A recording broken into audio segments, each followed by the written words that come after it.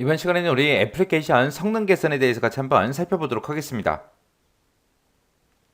자, 우리 소스 코드를 최적화한다라는 거는 나쁜 코드를 전부 다 배제시켜버리고 클린 코드로 그렇게 이제 작성하는 걸 보고 우리가 소스 코드 최적화라고 해요. 여기서 이제 클린 코드다라고 하게 되면 클린 코드라는 거는 누구나 쉽게 이해하고 수정할 수 있고 추가할 수 있는 그런 단순하고 명료한 그런 코드, 잘 작성된 그런 코드를 보고 우리가 클린 코드라고 그렇게 부르는 거예요.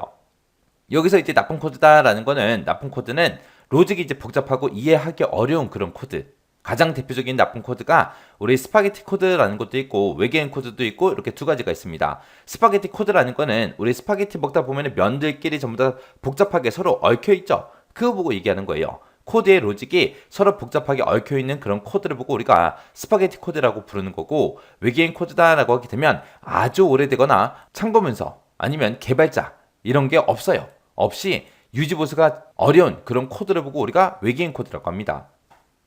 그래서 우리가 나쁜 코드로 그렇게 작성되어 있는 그런 프로그램들이 있어요. 그런 프로그램들의 코드를 클린 코드로 그렇게 수정을 하게 되면 애플리케이션의 성능이 이제 개선이 되겠죠. 그래서 우리가 소스 코드를 최적화시키는 겁니다.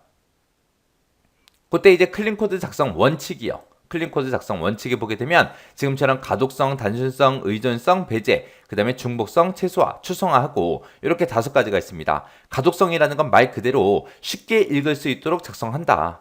해서 코드 작성할 때 이해하기 쉬운 용어를 사용하거나 아니면은 빨리빨리 읽을 수 있게 들여쓰기 같은 그런 기능을 사용하는 걸 보고 우리가 가독성이라고 하는 거고요. 단순성이라고 하게 되면 얘는 코드를 간단하게 그냥 작성하는 거, 그걸 보고 얘기해요. 한 번에 한 가지를 처리할 수 있게 그렇게 이제 코드를 작성하고, 클래스가 됐든 메소드가 됐든 함수 같은 것들, 이런 것들을 이제 치수 단위로 그렇게 이제 분리하는 거, 이런 걸 보고 우리가 단순성이라고 그렇게 이제 부르는 거고요. 의존성, 배제라는 거는 의존성을 말 그대로 배제시키는 걸 보고 얘기해요. 그래서 코드가 다른 모듈에 미치는 그 영향을 최소화시킨다.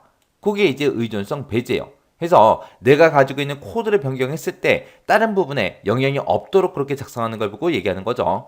그 다음에 이제 중복성 최소화라는 거는 말 그대로 중복을 최소화하는 거예요. 해서 중복된 코드는 싹 다 삭제해버리고 그 중복된 내용들을 공통된 그런 코드를 작성해서 우리가 사용하는 걸 보고 우리가 중복의 최소화, 그렇게 이제 얘기합니다. 그 다음에 이제 추상화라는 거는 상위 클래스, 메소드, 함수 이런 데서는 간략하게 그냥 애플리케이션의 특성을 나타내고요. 상세한 그런 내용들은 하이 클래스, 메소드, 함수 여기서 이제 구현하는 거, 그걸 보고 우리가 추상화라고 해요.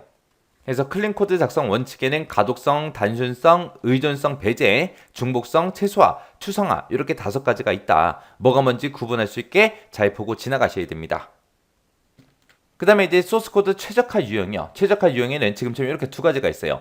클래스 분할 배치하는 방법이 있고 느슨한 결합이 있고 이렇게 2가지가 있습니다. 클래스 분할 배치라는 거는 하나의 클래스에는 하나의 역할만 수행되도록 그렇게 응집도를 높이고 크기를 작게 작성하는 거, 그게 이제 클래스 분할 배치 방법이고요. 느슨한 결합이라는 거는 인터페이스 클래스를 사용해서 추상화된 그 자료 구조와 메소드를 구현을 해요. 구현을 해서 클래스 간의 의존성을 최소화시키는 거, 그걸 보고 우리가 느슨한 결합이라고 합니다. 그 다음에 소스 코드의 품질이 어떤지 그걸 이제 분석하는 도구요. 얘는 이제 소스 코드, 내가 작성한 그 소스 코드에 코딩 스타일이 됐든 코드에서 설계된 코딩 표준이 됐든 코드의 복잡도가 됐든 코드에 존재하는 메모리 누수 현상 아니면 스레드의 결함 이런 것들을 발견하기 위해서 사용되는 그런 분석 도구를 보고 우리가 소스 코드 품질 분석 도구라고 그렇게 불러요. 이 소스 코드의 품질을 분석하는 그 도구에는 정적 도구가 있고요. 동적 도구가 있고 이렇게 2가지가 있습니다. 여기서 이제 정적이다, 동적이다 구분하는 기준은 소스 코드를 실행을 하냐 하지 않냐 그 차이예요. 정적 분석 도구는 소스 코드를 실행 안 해요. 실행 안 하고 코딩 표준이 됐든 코딩 스타일이 됐든 결함이 됐든 그런 것들을 이제 확인하는 그런 코드 분석 도구를 보고 얘기하는 거고, 동적 분석 도구다라고 하게 되면 얘는 이제 소스 코드를 실행을 해요. 실행을 해서 코드에 존재하는 메모리 누수가 됐든 스레드 결함이 됐든 이런 것들을 분석하는 도구를 보고 얘기하는 겁니다.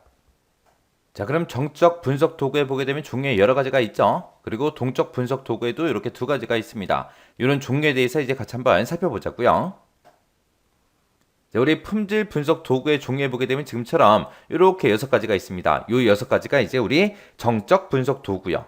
이 6가지가 전부 다 정적 분석 도구예요. 정적 분석 도구라는 거는 소스 코드를 실행한다 안 한다? 하지 않더라. 실행을 하지 않고 이제 코딩 표준이 됐든 아니면은 코딩의 스타일이 됐든 결함이 됐든 그런 것들을 이제 확인하고 분석하는 그런 도구라고 했어요.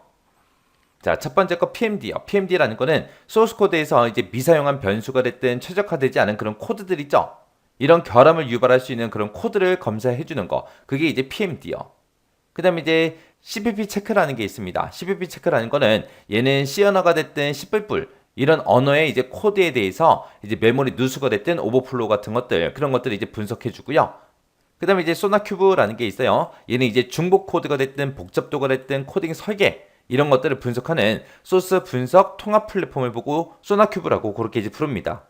그 다음에 이제 체크 스타일이요. 체크 스타일이라는 거는 자바 코드에 대해서 소스 코드 표준을 따르고 있는지 안 따르고 있는지 그걸 이제 검사해 주고요. 다양한 개발 도구에 이제 통합해서 사용 가능한 게 우리 체크 스타일이요. 그 다음에 CCM이라는 거요. CCM이라는 거는 다양한 언어의 코드 복잡도를 분석해주는 그런 도구고요. 그 다음에 이제 코브트라라는 게 있는데 얘는 이제 자바 언어에서 소스 코드의 복잡도를 분석하고 테스트 커버러지 얘를 이제 특정해주는 그런 도구가 우리 코브트라예요. 자, 이렇게 6가지가 우리 정적 분석 도구입니다.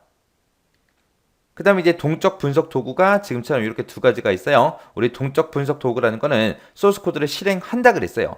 소스 코드를 실행해서 메모리 누수가 됐든 스레드 결함이 됐든 그런 것들을 이제 분석해주는 도구라고 했죠. 자, 우리 벨그랜드요. 벨그랜드라는 거는 프로그램 내에 존재하는 메모리가 됐든 스레드 그런 결함 같은 것들을 분석해주는 그런 도구를 보고 얘기하는 거고, 에벌런치라는 거는 벨그랜드 프레임워크가 됐든 STP 기반으로 그렇게 구현된 그런 도구를 보고 얘기하는데 얘는 이제 프로그램에 대한 그런 결함이 됐든 취약점 같은 것들 그런 것들을 이제 분석하는 그런 도구를 보고 에벌런치라고 그렇게 이제 부릅니다.